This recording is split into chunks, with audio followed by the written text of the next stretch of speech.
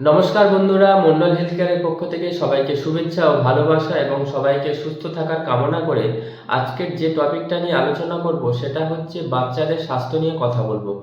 এখন এই ওয়েদার চেঞ্জেসের জন্য বাচ্চাদের ঠান্ডা লাগছে, সর্দি কাশি এটা স্বাভাবিক হচ্ছে, প্রচুর পরিমাণে বাচ্চাদের মধ্যে দেখা যাচ্ছে। এবং বাচ্চাদের সব থেকে ইম্পর্টেন্ট আজকের যে গুরুত্বপূর্ণ পয়েন্ট সেটা হচ্ছে বাচ্চাদের রাত্রে জ্বর আসা। বাচ্চাদের ঠিক রাত্রি 11টা থেকে 12টার দিকে বাচ্চাদের প্রচণ্ড পরিমাণে ফিভার আসছে, এবং ফিভার যেটা আসছে সেটা কোনো মেডিসিন না খাওয়াতে অটোমেটিক ফিভারটা চলে যাচ্ছে, মানে জ্বরটি চলে যাচ্ছে, কোনো মেডিসিন খাওয়ার প্রয়োজন হচ্ছে না। কিন্তু একটা সারাটা দিন একটা বাচ্চার অস্বস্তিকরের মধ্যে কাটছে এবং শরীর প্রচণ্ড দুর্বল থাকছে এবং সর্দি কাশি প্রচুর পরিমাণে হচ্ছে।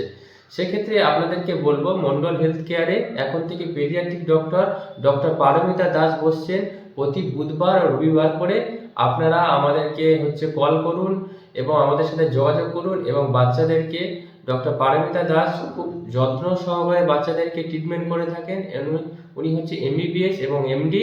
তাই সেক্ষেত্রে কোনো চিন্তা ভাবনা না করে আমাদের মন্ডল হেলথ কেয়ারে আসুন আর ডক্টর পারমিতা দাসকে দেখান আর সুস্থ রাখুন নিজের বাচ্চাদেরকে। নমস্কার।